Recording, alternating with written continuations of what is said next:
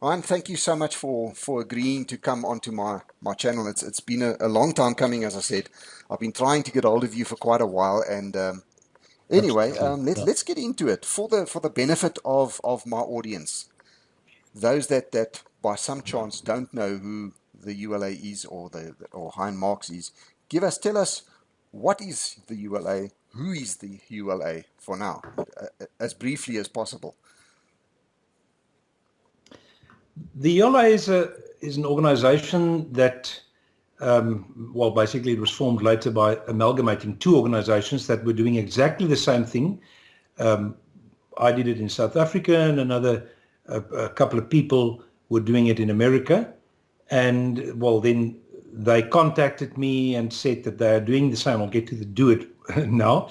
But then we decided, obviously, put our strengths and knowledge and power and everything together and work together. And from there, a lot of very good things happened. And this is where we are today. What are we doing? We are basically following international law and international law in terms of secession, to sort the problem of South Africa. And I mean, I don't have to talk about the problem. The person in South Africa today that doesn't know or doesn't want to admit that we've got a massive problem in this country, to sort that out. Now, the interesting thing is that the legal process that we are following, also, of which is a very difficult part of it, includes the exhaustion of all so-called internal remedies, which means we had to, and I say had to because that's history, we've done it, we had to go into every possible way, going to the court, which we've done, discussing and talking to the government. We spoke to Ramaphosa, and after that, letters going both ways for a long time. They did actually acknowledge communication. They haven't just ignored you totally. Oh, yes, sure. Yeah, absolutely. There's a lot of communication. And at the end of the day, the proof of this so-called exhaustion of remedies is basically nothing else than that stack of letters, which to anybody that hasn't been to the negotiations with him, that hasn't been to talks and stuff and phone calls and stuff, there's enough proof in the letters to show that at the end of the day, the government does not want to sort the problem out. Why? Or how do they know it? Not because the government says, no, we don't want to sort it out, because of the sidestepping all the time. And luckily for us, in law, even more so in international law, by just ignoring actions from our side, for instance, you are doing nothing else than admitting it. And that has been proven. Although there are people that think they are clever, we are very stupid. At least we don't think we are clever, but that think they're very clever and wants to tell the people that we haven't exhausted all internal remedies. But then again, I don't listen to people like that. I'd rather listen to our professional legal team. And in terms of the legal team and in terms of what we've done, all internal remedies have been exhausted. Why is that so important? Because secession, for the people that doesn't know, basically means, to use the American term, is to take one country and make a two-state solution of it. So you're cutting a country up into two parts. And in order to do that, there are very strict rules and regulations in international law, because they don't really want that to happen. That is why secession is written the way it was written, and that's why even that part of the law, which is very wide, to say that all internal remedies must be exhausted, because if you ask 10 people what does all mean, in this case legal people I'm talking about, then you'll get 15 different answers from 10 people, because all is a very wide word in this, especially in the legal sense. So we've done that. We're there. So on the 17th of December 2017, I had a letter delivered by the Sheriff of the Court of Pretoria to the President, then it was still Zuma, to say, we now accept that all internal remedies have been exhausted. Okay. And therefore, we will now start with our process of secession. Now, again, for the people that think they are so clever that are only playing politics, any person that understands very little about the law will also know that by getting an official letter like that as a last letter to say we now accept it, if the government does not accept that all internal remedies have been exhausted, then it's actually very simple. Then they've got to say, no, it's not been exhausted. They don't have to say what we've got to do. All they have to do is say, no, it's not been exhausted. Okay, so they haven't done that. Which they haven't done. But then we went a step further. In February 2019, last year, we actually sent another letter to the President, then it was Ramaphosa.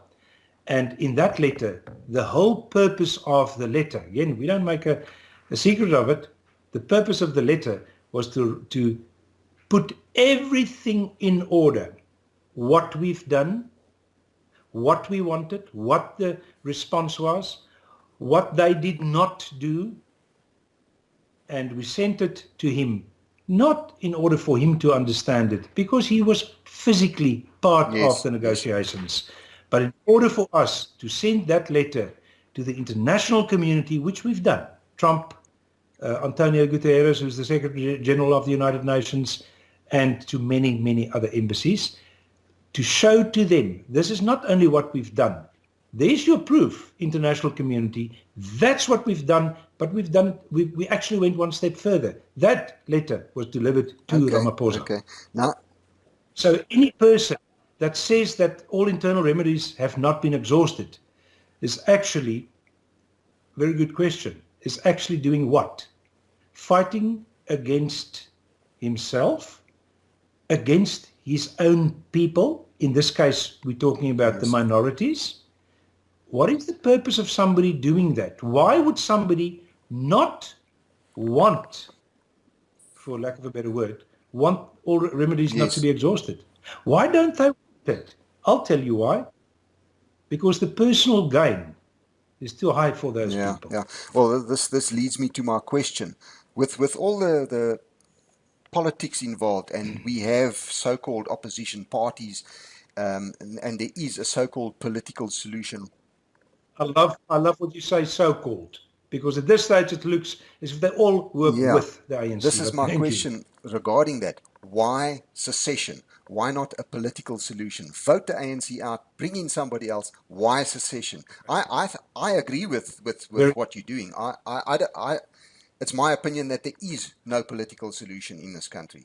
We have a problem that is not politically solvable, and it's not a political party problem. It's something else, which we might get into just now.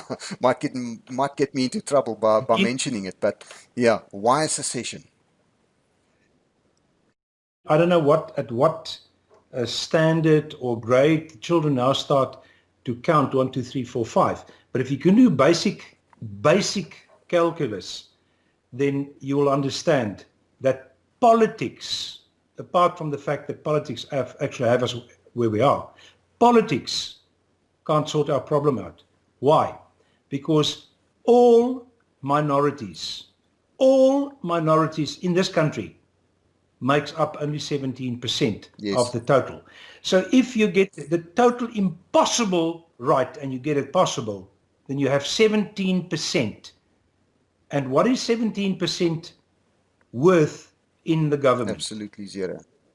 Zero for the cause and 100% for your pocket as that party. Yeah, it's my opinion that all these opposition parties are there to draw a salary. I mean, they're not contributing to anything. Absolutely. They've been overrun anyway. And don't make a mistake about the pension.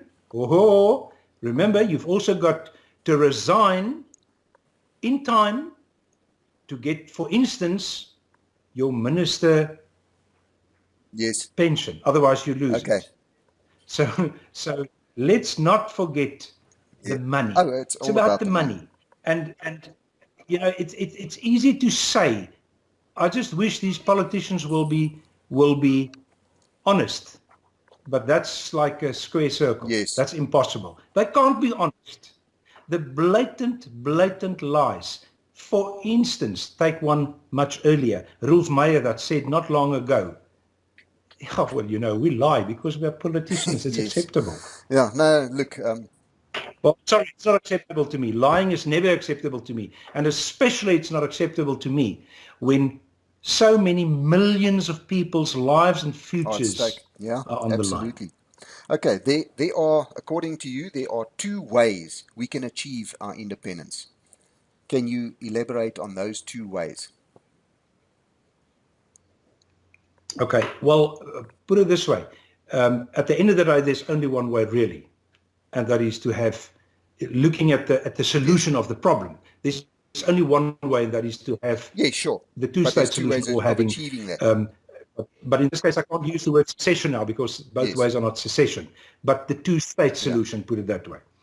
There are two ways of getting your two-state solution. The one is basically quite simple. Your de jure process, your legal process, the one that we are busy with. You've got to follow those rules, get everything that's required from you. And we've basically done literally, and the moment I put a figure to it, then you get people that also again want to be very clever and say, but it can't be that exact figure. That's irrelevant. We've got to call it 90% plus of the work is done. And I must stress the fact that part of that is 100% linked to time, because it's designed that it must take a long time to do that. For instance, to exhaust all internal remedies. Why? Because when secession was written, and even today, the idea is not that each and every group of people, because international law doesn't talk about Volke or Nazis or whatever, they talk about a group of people. When you've got a tiff with your government, then you just secede. That's not the idea. Now, obviously, it doesn't make sense. Otherwise, you'll sit with millions of little countries that can't be sustainable and will die of hunger. So it is designed like that it must take a long time to get to the point where you can secede. And we are at the point now where we say we've done all those things that are required of us, but now we need the mandate of the people. Because this might come as a shock to people, but in terms of the international community, as we sit here tonight, and please people, don't fall off your chairs, we are all happy under the ANC. Why? Because they're being voted in all the time. And then you'll hear voices say, no, but I didn't vote for them. Irrelevant. What the international community sees at this time is that the ANC is voted in every time. So that is the will of the people. What we are now saying in terms of international law is that in terms of the will of the people, but now we're talking about the will of the people here we've defined as the minorities. Who's the minority? In broader sense, it's basically all Europeans, all colored, indigenous, colored, Khoisan, Griqua, Nama, and Indians. Those are the minorities in South Africa. Why and how did we determine that? Because Ramaphosa was also the one that started talking about his people. He made a very, very clear distinction between his people and the rest. But then again, it goes much, much further than that. And we all know what BBBEEE stands for. And the longer this goes on, they will just add more B's and more E's to it, and in the process, more money to themselves and less to the minorities. People don't really see, apart from all the murders, how people are actually being economically murdered. Because that's exactly what's happening in the country. And absolutely. And I mean, if you just look at, I don't want to use this last couple of months under this eye-blind so-called pandemic virus an example, but even before that, the reality is people are suffering more and more and more and more. And the ANC, the 3rd of October 1994, they signed Article 1 of the International Covenant on Human and Political Rights as an agreement. Yeah, they signed it twice. And on the 10th of December 1998, they signed it again. But what does Article 1 say? It says all people have got the right to self-determination, to sovereign self-determination. So with that in mind, then you go and look at the Constitution, and you look at firstly Article 231 that says they must oblige all international agreements that they've signed. Well, they signed that one twice. And if you want to take them to court on that, which we don't want to do, we don't have to, you can look at Article 233, which says if your court can't make a decision, use international law as a standard. So we don't even have to go that route.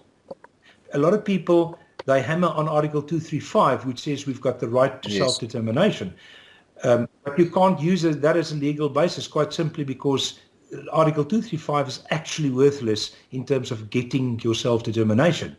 What it does mean is that because of Article 235, it makes it very clear that in the Constitution, it is our right to get it. Yes, I was just going to say that. You can't get it through Article 235. Yes. So according to international law, there can't be one fixed, call it a recipe for secession. I mean, you're talking about so many different countries, so many different peoples. There must be a guideline. There can't be a fixed, hard and fast rule of how you achieve this. So I know there are going to be people that say, but the rule book says rule number so-and-so, you didn't abide by that rule. Is there such a thing? And there must be just a guideline of follow this process, surely. Let me tell you one thing. I'm a very stupid person, but I love to talk to somebody with insight. Because what you're saying is so true. It's logic. No one country is the same in the world. You can't work on exactly the same way. I mean, yes, you've follow got different cultures, different the economic situations, everything is different. Everything is different. Absolutely. And that's the whole point. You follow by the guidelines of the international law of secession. And it's very simple. You can do it. But there are certain things that you can't do exactly the way they want it, as long as you are within the guidelines. But there has never been two countries, and I think it's 193 countries that have already seceded successful away from their so-called mother countries. Not one was the same as the other one. Not one. Now, another question that if you don't ask it, listeners might think and ask it is, but how many of those countries have done it peacefully without a civil war or a war? But basically it is a civil war. And the question is very, very, very few. There were, but very few. There are normally there's going to be conflict. A kind of an argument, conflict, whatever, with it. And then the question is, would you rather stay under this government that are openly discriminating against us? Sounds interesting, eh? Discriminating against us, doesn't that sound familiar? They fought totally against that because they were discriminated against. Now they do it much worse. There were 11 apartheid laws before 1994. Now there's 114 reversed apartheid laws.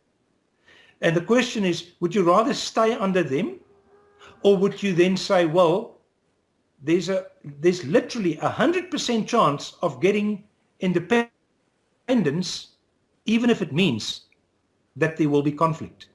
Then I'm saying, I'd rather go for the conflict and get a future, at least for my children and for my people.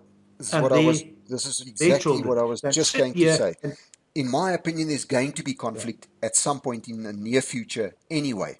Why not? but that's what they're Yeah, asking. That's what they're asking. That's what they're saying. How many times have we heard? Show me the person in this country that has not heard how the whites will be slaughtered, how their children will be used as fertilizer, how our yeah, our canaries and pets. budgies and whatever will be killed. The person that tells you hasn't heard it has been in a cave Yeah. for many years. The thing is that they want to avoid or think they're going to avoid the conflict by not asking for independence and that because, look, if we do go through the secession process, either way, we're going to have conflict anyway. We might as well fight for the right reason. We've got it in any case already. We've got Oh, it yes. Oh, in any yes. case already. And what is part of their strategy? Part of their strategy is to make people Yes. scared. To say, we will kill you, slaughter you, use your babies as fertilizer, rape your women, do whatever. And they think, well, and I'm sure there are people that will say, oh, please just not that. Take whatever Yes. you want to.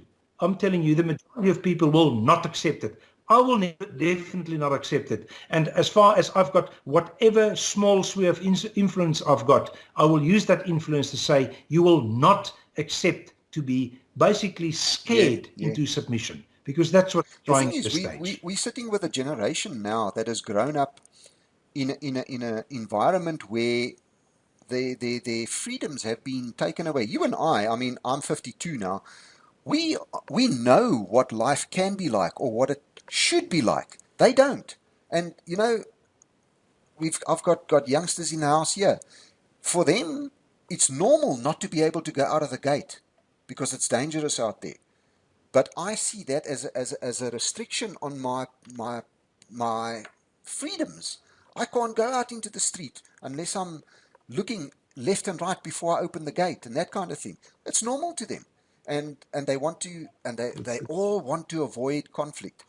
But conflict is coming to them. They're not going to go to it, it's coming to them. And they're not prepared for it. Can I ask you, but see it as a rhetorical question, how many of the things that these people have said that they will do against us have they not They're done doing so it far? all. I think war is about the closest that we can Yes. say they haven't done. Although a lot of people will actually argue We are at war. that We it are is at war. already actually. You know, Yeah. So the reality is our people must start opening their eyes. They've got to wake up. The coffee is cold already. There is war coming. I don't know if you follow my channel at all, but a little while ago I did a video called "When Are You Going to Start Believing What They Are Telling Us?" You know? That's interesting that you say that. No, I haven't seen that specific one, but funny enough, that is one of the things that exactly those words I use. That's why I smiled when you said it, that I use in a lot of my speeches. I say, when are you people going to start believing what they say? Because so far they've basically done everything they said that they will do. And if you look at, for instance, all the colored communities, they are bottomed out. They are so poor. They've been pushed out so bad. And they just don't stop. This government doesn't stop just wanting more and more and more and more. They just don't have the common sense to realize that you can bankrupt anything in this world, even an entire country. Yeah. They have made this country, to use Trump's word, a shithole country in a record time. And well, you said you're 52. I'm 60. So I've also seen that side of what things are better. Interesting if I say that, and I think of Helen Zille, that when she said it, so-called liberal, she was totally ostracized by her own party.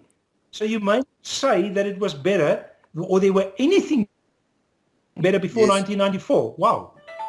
Interesting, That's terrible.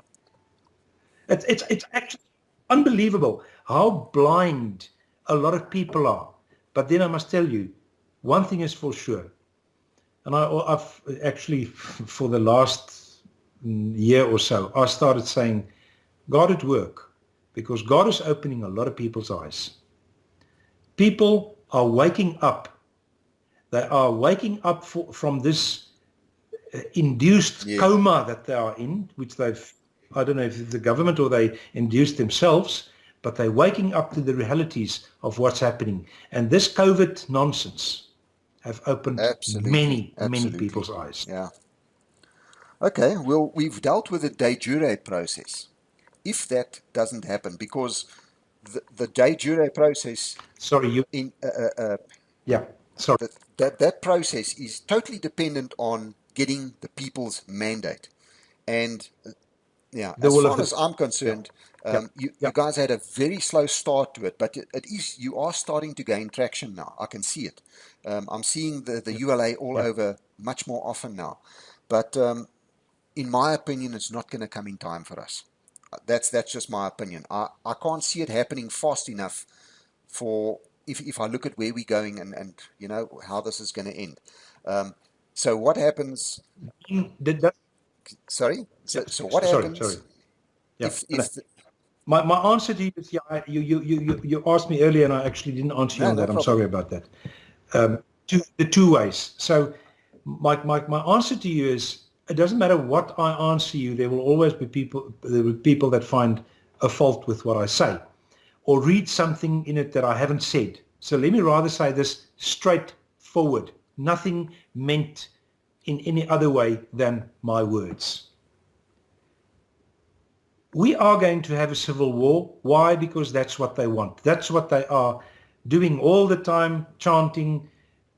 They want a civil war. That's clear. Very clear.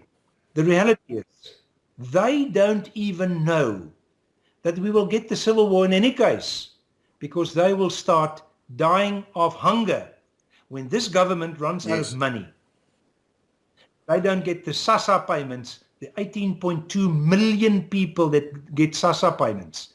Have you asked yourself the question, how many people, 18.2 million live off of SASSA grants? How many people actually really indirectly live off SASSA grants? Oh yes, much more than 18.2 million. Each one.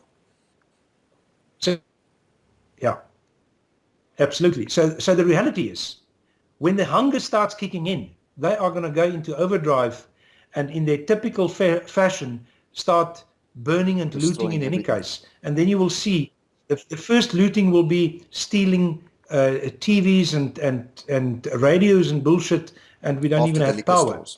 But that's obviously the liquor stores as well. But the reality is, when a civil war breaks out, now what is a civil war? As a matter of interest, we had a meeting December last year, in my house in Hartenbos, and the United Nations guy was here as well. And somebody asked the question, how do you describe a civil war? When is it a civil war? And I said, well, it is basically when your so-called security forces of a country, and therefore the government of a country, or actually other way around, the government of a country, but therefore the security forces, does not have control over the people killing each other anymore. And the United Nations guy sat back and he said, wow, Hein, that's actually a very simplified, very accurate way of describing it. I said, yeah, well, that's just my stupid way of describing it. He said, I agree with you, but I will come back to you officially if that is an official way of seeing it. And he actually came back to me and said, yeah, totally right. Yes. That's acceptable. But to go further, if a civil war breaks out in this country, that obviously then means there is no law anymore. It's a lawless place. That's a civil war. Then, and that's why I said right in the beginning, then you can't secede anymore. Because the de jure process is a specific route of getting the mandate, then having a referendum. So then you can't have a referendum. It's obvious. How do you have a referendum in a civil war? Absolutely. But then, because of the legal route that we have already got on paper, that we've done, with all the communications with the international community, then you can do a declaration of independence. Okay, you actually just answered my next question. So you can't do a UDI unless you've actually started and gone through most of the process of the legal process. You can't just say we declaring independence out of the blue. We just declare. There's no basis for it. You can do it. Listen, you can do anything in the world, because at the end of the day, either with secession or UDI, your last thing that must happen in both cases is the international community must accept and acknowledge that you are now an independent country. And the reality is they will not accept it if you haven't followed the legal route. But no, that answers that. So there's the answer that I didn't answer earlier. There's the two ways. It's either UDI, then based on your previous work with the secession work, or you follow the total de jure process, do the referendum, and again, a lot of people say, well, then if you do the referendum and they don't want to give you a referendum because you can't do it yourself, obviously, well, very interesting. Once you've got the mandate, and a mandate means 50% plus one of the group of people that you've identified in the area, obviously. And in our case, it's 2 million people, voters. Remember, it's not people, it's voters, registered voters. Once you've got that mandate, then you go to the government, your government, and you then demand, in terms of international law, that they must organize a referendum. What are they going to do? They're going to ignore you. Then you go to them again, and you demand it again in terms of international law. And you can do that how many times you want to. My logic says for the international community to accept that you've tried your best, you do it 3 times. And if the third time, if they ignore you, well, then you do a UDI again. Then you don't secede, you do a UDI. But obviously, you can't secede if you don't have remember, secede goes with a referendum. Okay. But a UDI, it's just you do without a declaration.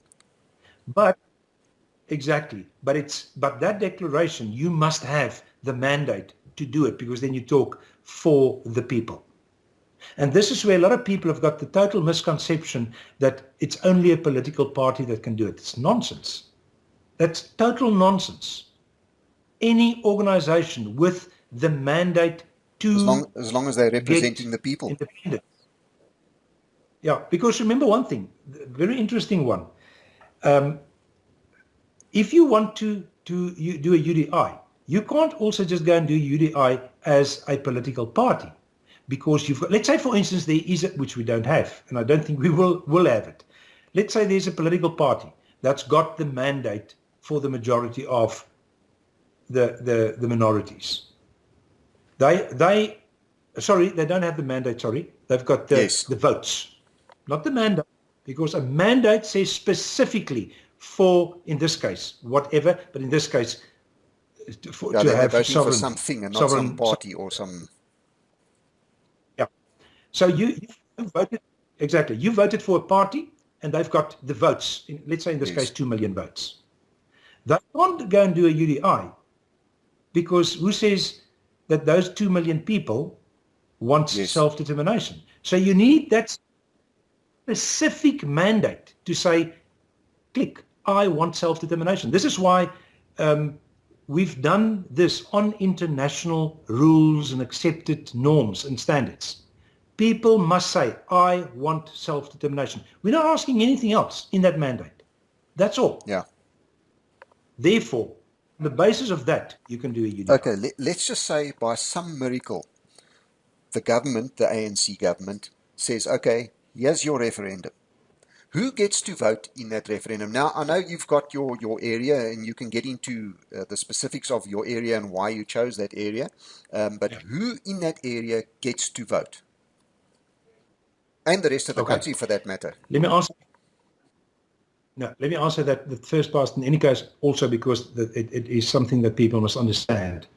Why do we have the area that we have? Why did we indicate the borders where we've indicated it?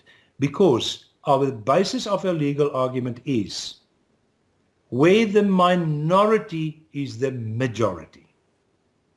And that's based on voting districts.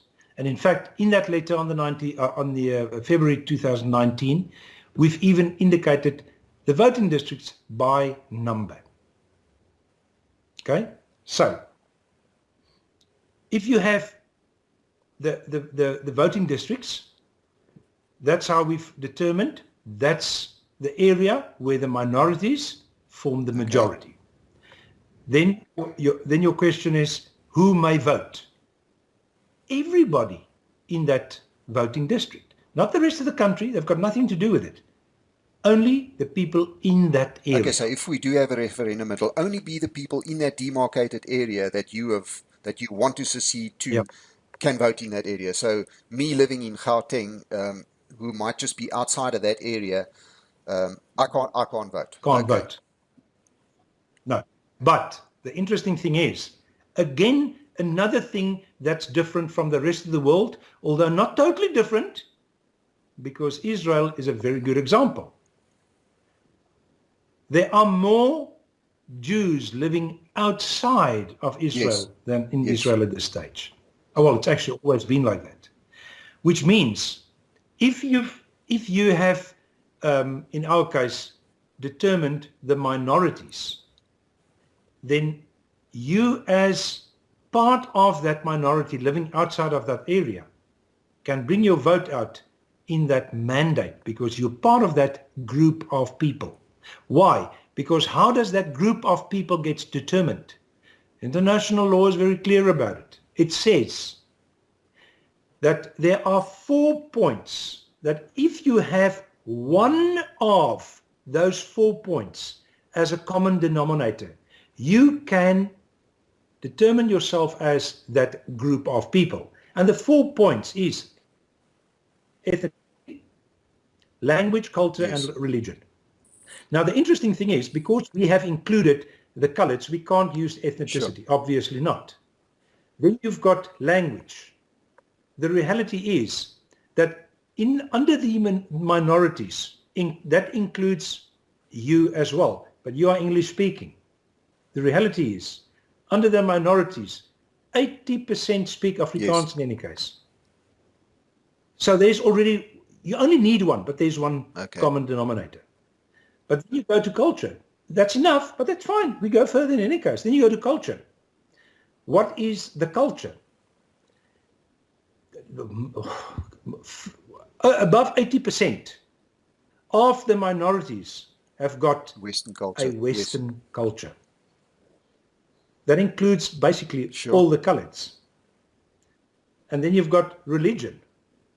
And again, approximately 70-75%. Some people say it's 80%.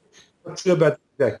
Are Christians. Well, it's more than half. It's a majority. So the reality is much more. The reality, exactly. But the reality is, of the 4 denominators, 3 are applicable to them. Actually are applicable to form that so-called group of people. Okay. And that's a very, very strong psychological thing for the international community. So it's not that we've decided some theoretical thing. 3 of those things, we are the same. But the interesting thing is, especially in the 21st century, part of those groups is also another ethnicity, another group. But remember one thing, what we are saying, because we don't want problems in future again, what we're saying is that we want, because that's also part of international law on secession, you've got to indicate what kind of government you have, how you're going to run it. And we're saying we want a confederate system. totally 100% confederate. Closest confederate system in the world today is the Swiss canton system. Swiss canton system exists out of German, Italian, and French. And in Switzerland, they actually speak in those areas there 3 different languages. And those are specific regions, different areas in Switzerland.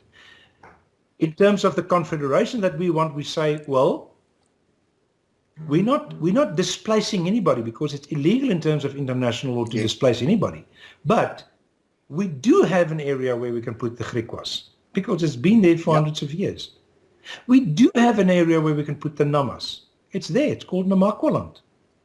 We do have a place where we can put the Khoisan, although the Khoi in a big way is actually, they don't really exist anymore. It's more the San, but the Khoisan. That's why they now see them as nowadays talk about the Khoisan. Yeah, and that's Bushmanland. It's a massive area. So the reality is, it's there. If you then look at for instance, call it the eastern parts of the Karoo and even the eastern Cape, Marshall Bay, these areas that I live, there weren't really people here. So it's known fact. There's more than enough history books to prove that these are areas that whites can see as their area. But we're not displacing the people that live here. Who we will displace, but it's not displace, are the members of the majority group that are illegal in the area. And they will be sent back to where they come from. You won't be displacing them, you will be repatriating them. You'll be repatriating them back to their own country. Why? Because they have a Transkei already. They have a Zululand. They have a Venda, a Botswana, call it whatever you want to. It's there. And then the next question is, how many of those people that are here have got houses officially in those so-called homelands in any case? Most of them. Yeah. Exactly. Normally, December time, they all go home. They all go to their families in wherever they come from. Okay, so getting back to the canton system now, as you say, there will be a place for the Namakwas, a place for the Bushmen, a place for the Coloureds and everybody else. But they won't be forced to live in those areas, surely.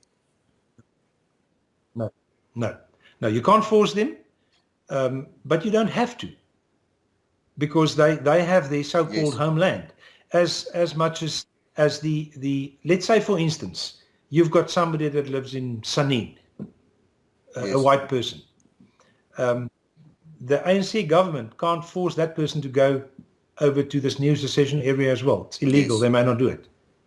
I mean, the European that lives there and wants to live there is bonkers in my eyes. But I agree. But they can't throw them out. It's the same as today. The ANC and the EFF would rather murder us, but they can't throw us out. Where are they going to throw us to? It's illegal. Yeah, that's blatantly illegal. But it'll be international condemnation. But killing us is easier. Yeah, it's easier, but remember one thing, that is also a way for our people to start waking up. Absolutely. But I'm one of these people that is on the ground. I'm involved on the ground, and I've been out to a land grab and all these kind of things. So I know what's happening out there, and the people who are not exposed to this kind of thing really don't know that this is all happening. You know, they see it on the news and, there was a farm attack here and there, but they don't realize that it's happening every day, and the brutality that is happening, it's just somebody died, shame. But they don't realize how bad it really is. And bad. It is bad. And the other thing I actually told somebody yesterday as well, the sad thing is, with this lockdown that we have, people don't realize where our economy is. It's bottomed out. We are finished. It's gone. Because we haven't even started feeling the effects of junk status. And people don't realize it. By the end of the year, I think people are going to... The bubble before the end of the year, the bubble will burst. I am sure. I'm not predicting anything. Please don't come back to me and say, I Yes. said before the end of the year. But my logic tells me, and I'm basically using figures here. Figures. 1 and 1 is 2. 2 Maths and 2 doesn't is lie. 4. It's simple. Math works. And in this case, this country cannot carry on. If you get 500 billion rand for relief, It you disappears in steal 3 it. months. What happens? Unbelievable. It's unbelievable. Yeah. But you know what? Arrogance is absolutely such a serious illness. People Yeah. don't realize it. They don't realize how arrogant they are, but what arrogance can cause. And 100% of the time, arrogance causes that there's a total, complete collapse of either the person or the country or Yeah, the yeah. system. Just getting back to the different cantons again. If you've got, say now it's all set up and it's going on and it's coming time for elections now, elect the government or whatever. If I'm a white, but I'm living in, say, Griqualand, do I get a vote in Griqualand, or does my vote count in the homeland where I belong? Put it that way. To be quite honest with you, I can tell you what I personally think that should happen, but that's for the new electoral committee or ministry or whatever to decide how exactly that will happen. But that's just my personal opinion. My personal opinion is that if we want to look into the future and not only look at like the politicians are doing today, they only look at their own pockets. They don't care about tomorrow apart from their pensions. If we want to see that there are not problems in at least a couple of generations, then we must try our best to get the Bushmen to their area, the whites to their area, the Europeans, the Nama to Yes. their area, without forcing them. And the reason why I say that is because I've experienced it practically myself. When I lived in Germany in the beginning of the 80s, 1980s, not the 1780s, that was a different time. Then I lived in South You America were a or little bit something. younger then. That was a different life then. No, it was a different life. After the Second World War, Germany did not have enough men to do their work. So they imported a lot of Turks from Turkey to come and work in Germany. And one of the peaks that they got was to get a residency.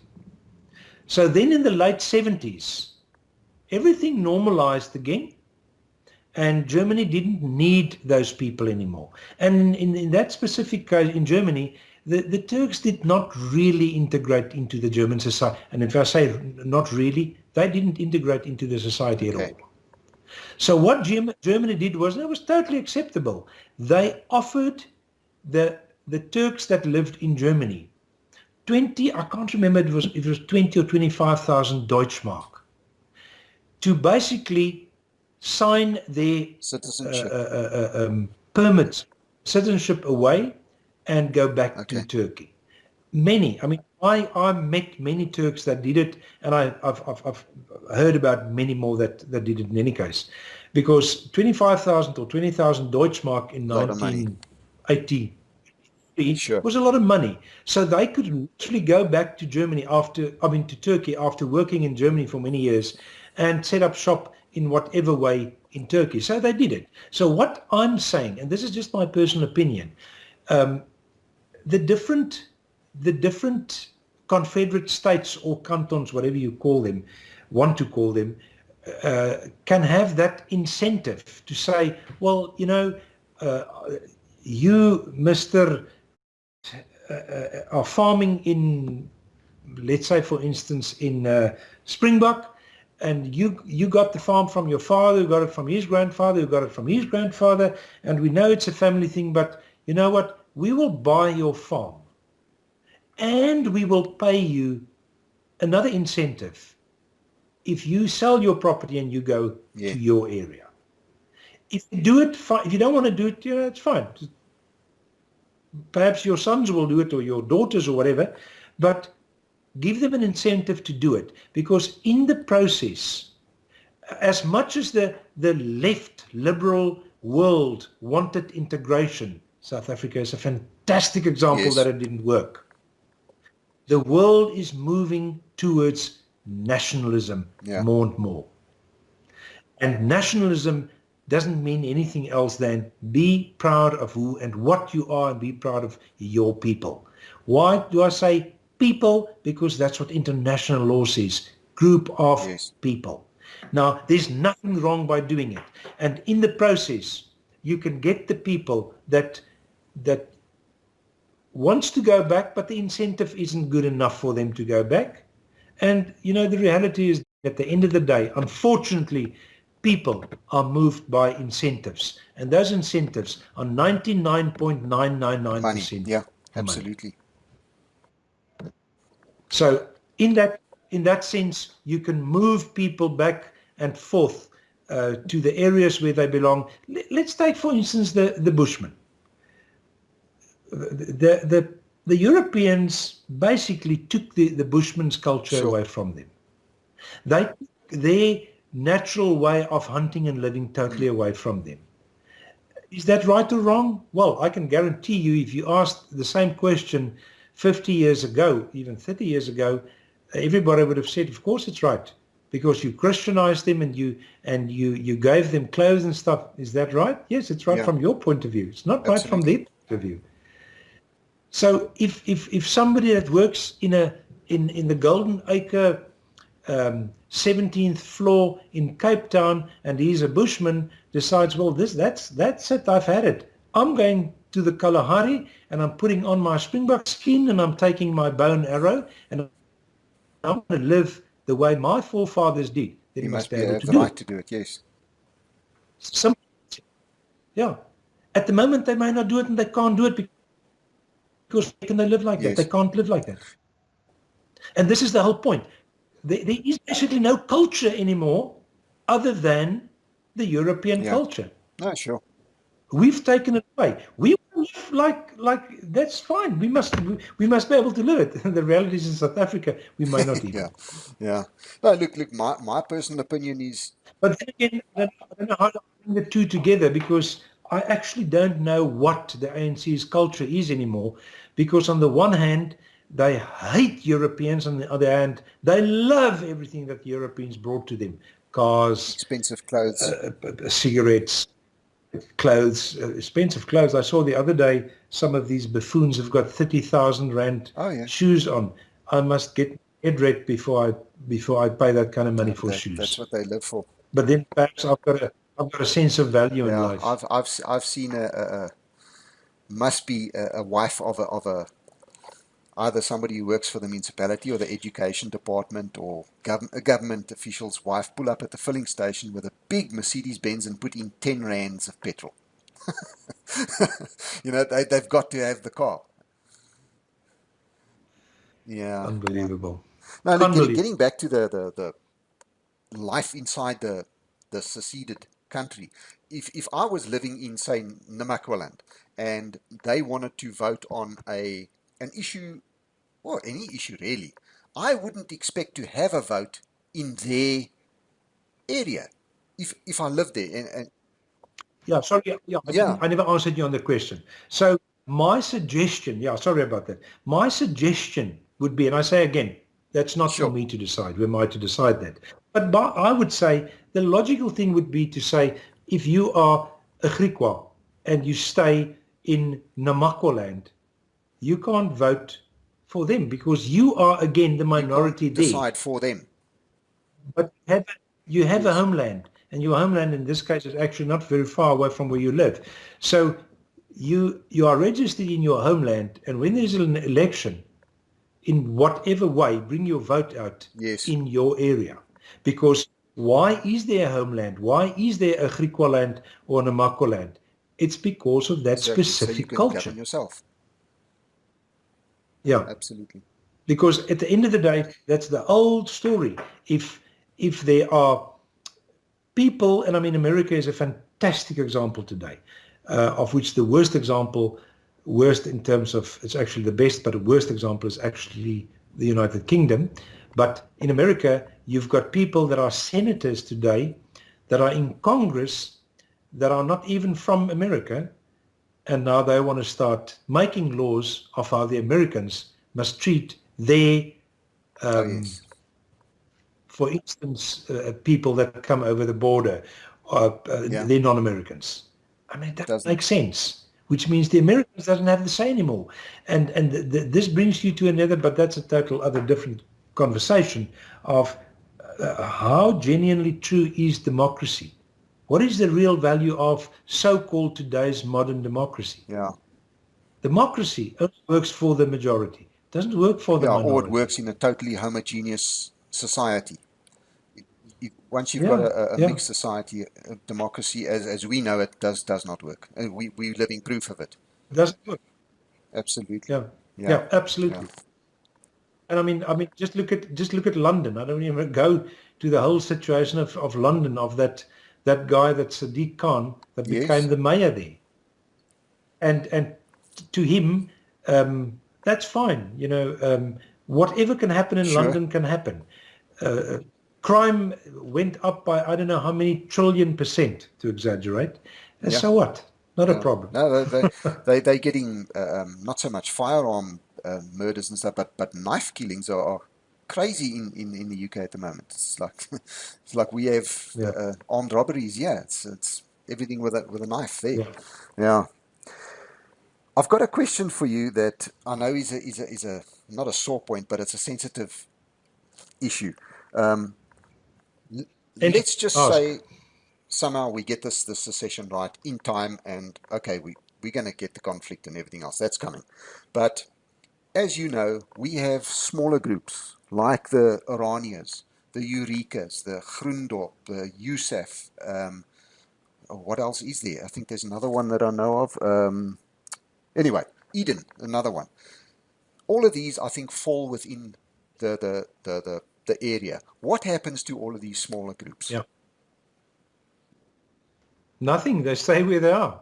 If they still think there's any logic in having what they want, it's irrelevant. They So can they do won't be it. forced to abandon their projects, put it that way. Why? You're actually using the right word. Yes. It's a project.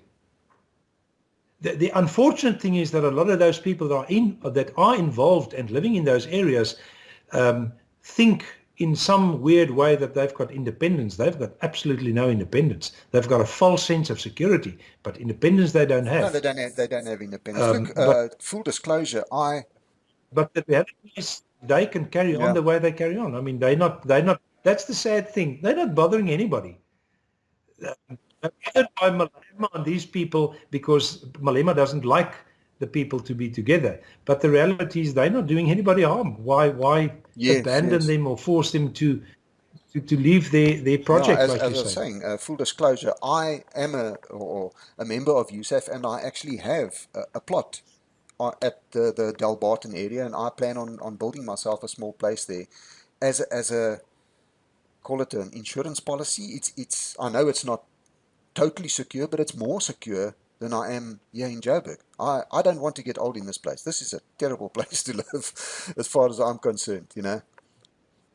Yeah, yeah. Again, it's a where you want to live in life is absolutely anybody's Yeah. decision and right. So if we talk about that, we talk about personal feelings, but specifically what's going on at the moment in this country, the logic is, Yes. for me, from my point of view. So I want to make sure that's only my point of view. But I think it's ridiculous to stay in big cities like Johannesburg, for instance, at the moment, because things are going to get worse and worse. And the reality is, it's not words. It is getting Yes. worse and No, worse it's and not. It's worse. not just a story. It is. I mean, I'm here. I live it. Yeah. I see it every day. You know, this. I saw today in the news a woman from Edenvale was hijacked and dragged behind her car, and she's ended up now in hospital. You know, I don't know how far they dragged her or how serious she is, but she's in hospital being dragged behind a car. Uh, uh, And it's just another yeah, incident. these things Just barely another one. even get news coverage these days. Farm murders, you don't even see them in the Yeah. newspapers or on TV anymore, on the news. Not that I watch any TV, but yeah, they Yeah. just get no coverage. Yeah, so... No, it's just another one. There's no end to it, and it definitely will not get better. Yeah.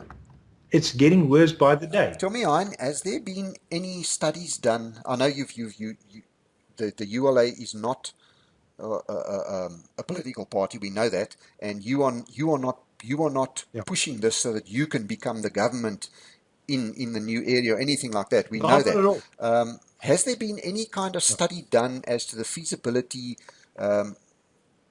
Let's call it water-wise, electricity-wise, and all of that. Has there been studies done in that regard?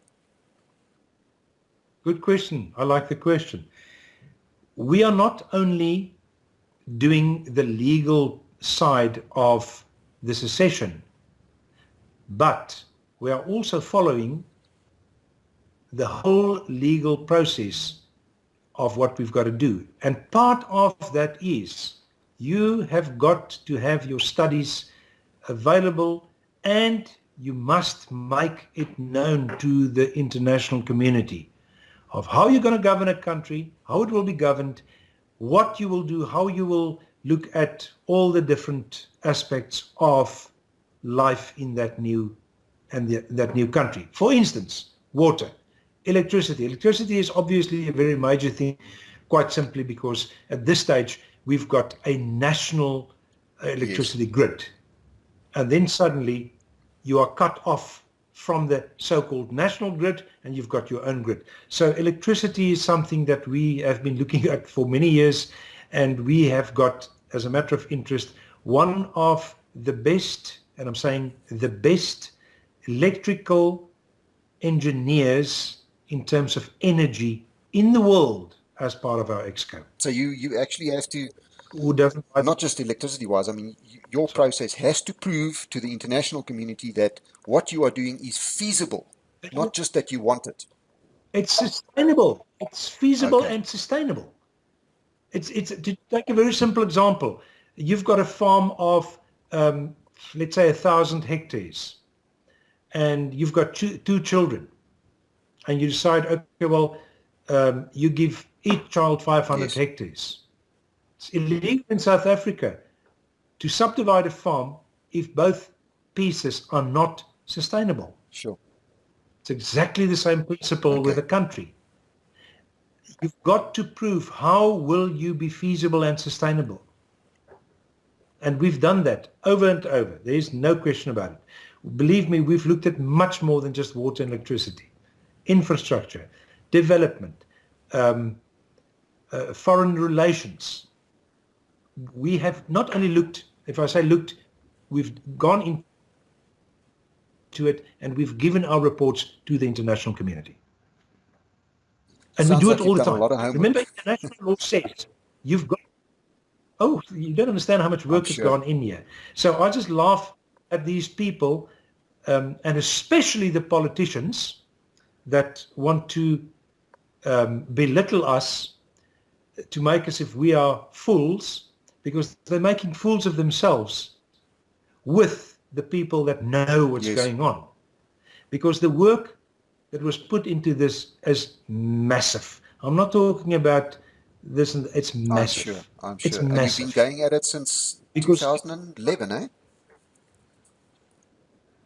The original process started 2011, and I got on into the process in 2014. Okay. So it's a long time. It's many years of hard work. And you still run your own business and everything else. I don't know how you do it. I'm luckily, and I mean it, thank God, I'm one of those people, the more work I get, the more effective I become. Unlike politicians, the more they get, the lazier they become. Yeah, no, that's true. And yeah. But then again, we don't know what we call work for a politician, because they don't even know where to start with the word work. No, in terms of being busy, I'm extremely busy. I've got, at this stage, two fairly big businesses to run. And as I say, the busier I get, the more effective I become. That's a rare quality, I must admit. Yeah, I happen to thrive under pressure. Thrive on Yeah, Pressure. Yeah. I'm not a drinker, so I don't know what I'm going to die of, but perhaps it'll be a bullet by either some of our politicians that wants me dead, and I'm talking about our people, or some of our groups that wants me dead because they don't want secession. It's easier for them to live under the ANC. You know, people, interesting, and I've got to mention this as well. Literally 99% of all people that hear and understand secession says there's no other way in the world. But then you get the very few that doesn't want secession. They don't support it. They say openly they don't support secession. And I'm talking about yeah. There's lots of them. and I'm talking about very conservative people. And my question is, but if you don't support secession, the logic is then you support the ANC. Or they have an idea that there is another solution. What is that? Well, what other solution? I've been involved in this for how many years? I was P.W. Botha's secretary.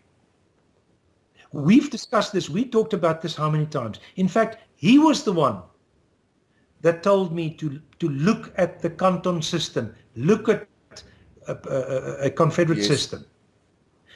Start looking for solutions. Forget about the problem. Look at solutions. And I can tell you, I haven't found and haven't spoken to one person, not once, that came up with a different solution than secession. There is no other solution. Being involved on ground level, call it that, amongst some of the civil defense or civil rights, civil defense groups and that kind of thing for a little while now, I still run into a lot of people who have got this idea, you know, ons gaan skoonmaak tot by die ewenaar, you know. How do you get it through to these people that it's just not going to happen? It's going to take divine intervention for something like that to happen. I'm glad you mentioned it. I'm glad you mentioned that, because those same are part of the less than 1% people that say, I don't support secession, but they want to clean up to the equator. Equator. I said, and then? Well, that's ours. Oh, really? So what do you call that? Well, then we won. I said, well, if you really want to win, then you've got to secede, or you've got to have a UDI, because that is the reality. If you drive from Mossel Bay to George with a car, with a bicycle, with one bakkie, whatever you want to, and you arrive there, you can only call it drive. You can't say you flew because you didn't. You can't say you walked because you didn't. You call it drive. That is what it is. If you want to be on your own, it's called secession or unilateral declaration of independence, which is a part of secession. And this is the times I actually sometimes just go and sit and think, what is going on? Doesn't the people really have the intelligence to understand? You can fight as much as you want. You know how many times I've told people in open discussions, in open meetings, so you want to fight? Fine. I'll even fight with you. When are you going to stop fighting? Oh no, when we won. Fine. And then? Then we've got what we wanted. No, you don't. You don't have what you wanted if you haven't successfully seceded. People don't understand the concept. But it's not that they don't understand it. They don't want to understand it. Because something, I don't know what, told them in their incredibly intelligent, developed, fantastic brains, secession is not a good thing. They don't want a piece of it. They want the whole thing. They don't want to understand. There is no other way to be independent. There is no other. That's a word. It's a legal term. I know it's totally below those people to understand such stupid arguments, but it's a legal term to have independence, and it's called secession. Look, I look at the situation here, and I've been involved in this in quite a while now. I was also at one point one of those that I didn't pay attention. I was living my own life and I closed out everything else as long as I'm okay. And you can say I woke up Yeah. eventually and I said, this is now unacceptable because I could see even living in a kind of isolation that my circle was getting smaller and smaller and smaller. You know, I look at the Yeah. situation in the country and let's face it. I mean, we've got a population explosion happening. Um, all of the informal settlements and whatever squatter camps and whatever you'd like to call them, they're getting bigger and bigger and bigger. The pressure on us is getting more and more and more. These land grabs, we're not going to win. No, this is not for you. These are for the people that doesn't want to believe it. Show me one area where the squatter camps or the informal settlements, call them whatever you want to, in this country, does not get Yeah, bigger. And compare that to the growth of your formal settlements where people build houses according to the rules yeah. and regulations. There is No, no none comparison. whatsoever. There's no comparison. Now, that's a different point of the problems. I had a meeting this afternoon because I'm busy with a big development as well. And I just had to laugh with the ridiculous laws that I've got to abide by as Yes, developer. But when you grab land, there are no laws, then you can do yeah, it. So I said this afternoon, I said, would you rather like me to do it myself, can't think that there's a difference, or get people to go onto my land, live there, then there's no laws, then I can do yeah, whatever I want to. But if I do it according to the law, then I've got to pay yes, penalties, and I may not do this, and I may not do that. Where is the justice in this absolute nonsense that's going on in yeah. this country? That's ridiculous. And the reality is, it's getting worse, There's not no ways better. that it can But get still, better. there are people that don't want It's impossible for it to get better. can't That's get. the problem. People don't understand. The population is growing so rapidly, and it's got so big that the concentration in the squatter camps and that can't really get higher. People per square meter. The only solution for it is for the squatter camps to grow, and that's how we're getting these land grabs. Most of them because there are, call it white people, not every case, but mostly white people who are owning small farms or bigger farms who are now being encroached on. The squatter camps have caught up to them, and it's like trying to Yeah. stop the tide. They're going to lose those farms eventually. It's inevitable. We can go and stand there and prevent them today, maybe tomorrow, maybe the next day, but the day is going to come where, sorry, the tide is coming in. We can't stop it, and this is where I agree with we you. have to have, like I say, or like you were saying, secession is our only alternative where we can call the shots and say, like, this is it now. Go and do what you want on that side. Go and grow as much as you want. Multiply as much as you want. Have your laws or no laws if you want, like you're trying to have at the moment. Just leave us. Even better, get rid of us that are so Yes. bad. Let us. We are so bad. So you've got the chance. Let us go, Yeah. please. But then again, we're not asking to let us go. We will do that on our No, own in any I case. pity people who get stuck on the wrong side of the line. I think they're going to get the short end of the stick very quickly. In the case of secession, that kind of thing. Oh, but don't make a mistake, and I'm not making any secret of this. Our people is our people. And there's one country in this world, in fact, the other night with Chris Yes, White, I mentioned the same America. thing. I take my hat off to America, where they will send their military in if politics doesn't work. If there's any injustice to an American Yeah, in another country. And in our case, I see exactly the same. yeah, If you are going to be whatever, I don't even want to use the word, to our people, part of that, of our minorities, you're going to deal with an independent, strong, intelligent new Yeah. country on your borders, and you can play. You can play whatever game you want to. I guarantee you, you're going to lose it. Yeah. No, I agree. I agree. But I do think there are going to be casualties along the way. But it's inevitable. There's going to be Of course. conflict. And That's why I say, the reality is we have casualties now. And they're mounting and yeah, mounting and mounting. So what I'm saying is, let's get this, they want a civil war. Please, bring it on. We never want to hear it. We don't want to talk about it. I've decided that's fine. I'm now accepting their charge. I'm accepting their challenge. I have the same attitude. I see it as every day, more at least. What's the murder rate today in South Africa? It's 50 odd people a day. But how many of those? The official a year ago or 2 years ago was 57 per day. I don't know how many of those are white, but I look at it as every single day we're getting weaker. If we're going to have a civil war, whatever, let's get it on. Let's just do it. Get it over with now, because it's going to happen anyway. Or we are just going to fizzle out and disappear.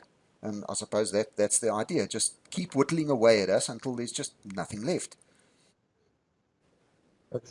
That is part of the strategy, but that strategy is now suddenly catching up to them. Very fast. I also look at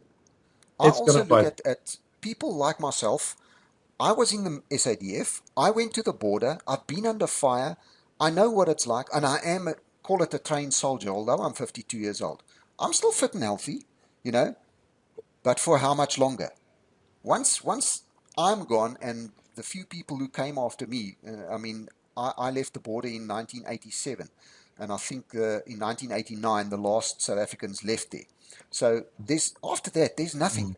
These youngsters of today, they think that they play Fortnite on the PlayStation. They think they're soldiers. They have no idea. Yeah. Do you realize the military collective insight and knowledge that we guys have? It's massive. Yeah. It's massive. It's massive. And then again, what's the difference between 52 and 72, for that matter, to transfer that knowledge? And I say specifically 52, 72. Believe me, we don't have 20 years. Forget about it. Forget about it.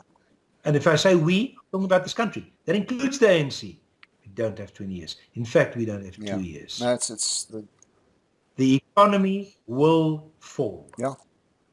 There is no question that the economy will fall. We were downgraded to junk status in February this year already. We haven't seen the effects of it yet because everything has been closed down. Now, I'm starting to run out of fingers now, counting the people that I know that have lost their jobs over the last few months. It's almost daily now you're hearing of somebody who's lost their job. They're unemployed, and what are they going to do now? And that's a valid question. What are all these people going to do? Hopefully they're going to see the light. And, I don't know. I can tell you, but I won't tell you because this will be a public Yeah, but I've had to survive. And you see, our biggest problem at the moment is literally that, to get the word out. But I also want to make it clear as well that you said we had a slow start, and we are building up. We've been busy with getting mandates for just over a year now, I think, and we're standing at I think about 330,000, somewhere around there. At least we realize and we know that the mandates that we get must be verified by an independent auditor, either from South Africa or internationally, when we secede, which is not the same that some other people can say that literally within 2-3 months they get like 400,000 votes, because nobody have to verify it. Quite simply, because if you're not busy with secession, but you say you're busy with secession and you never have to verify it, you can bullshit whatever you want to in the meantime. Sure. Hein, I don't have any more questions for you, actually. Is there anything else you would like to add to tell people? There must be somebody on my channel that doesn't know who ULA is yet until now. So, floor is yours. What I can say really is I really appreciate the invitation. Thank you. It's an honor for me because at the end of the day, it's about getting the word out to our people that they realize as minorities, we have the right to self-determination. We have the right for secession. That's why international law is there. And all I can do is to beg the people to go to our website, www.ulacongress.com, and go and give your mandate. It doesn't cost money. We're not asking for your left leg or your right pinky or your wife or your dog or your cat. We just want your vote to say, yes, I want self-determination. That, in terms of international law, is all that's required. And that's all we're asking. I've had many people that told me, wow, it's fantastic what you do. Please, Hein, get us self-determination. Unfortunately, I can't get it. We can't get it. Yeah. The people must, by giving the mandate. It's as simple as that. Something I've just thought of now. As we stand right now, as you stand right now, with what's it, about 16-17% of your mandate that you have, if civil war broke out tomorrow, you still have the right to declare UDI. Yeah. Okay. Absolutely. Why? Quite simply because then the basis, remember our legal basis at the moment, is where the minorities form the majority using secession and following the rule. The moment that civil war breaks out, based on the legal process that we followed, based on the fact that we've actually already exhausted all internal remedies, and there are proven facts for that, not just one letter like some people think they are clever say. There's lots, believe me. And by the way, it's open for anybody to see. It's also an international requirement. Anybody must be able to see it. But the moment civil war breaks out, our legal basis is totally different. Then our legal basis become, we declare a unilateral declaration of independence based on our work up until now, but we now want to prevent further loss of life, prevent further destruction of infrastructure, prevent rape, murder, yes, whatever. The legal basis changes completely. But it's still going back on the process that you followed up until then. Because obviously, you can't then say, well, now, because it's civil war, we want to declare a unilateral declaration of independence, but we must have a referendum. Yes. Two total different things. Secession and unilateral declaration of independence, total different things. For secession, you must have a referendum. Unilateral declaration of independence, the world must see why you want to do it. And in this case, the civil war, but then worked on the work that you've done as a basis, and then surely you can't say, okay, well, we'll carry on with the secession after the civil war, because there might not be people left. And your work is done, basically. Your work is done. So it's basically, the work is basically done. And the interesting thing is, after the UDI, after you are basically on your own, you can still have a referendum if you want to. If people are unhappy to say, oh, no, we want to be with the ANC, then it's a very, very simple question. Do you think most people, part of the minorities, want to be with the ANC or want to be masters of their own country? Do you know, logic? It absolutely amazes me, but you are still going to have people that will say, I'm staying. Oh, sure. No. There's also an exception to the rule, obviously. But I'm talking about, general, when you talk about these kind of things, you talk about in general, but the majority.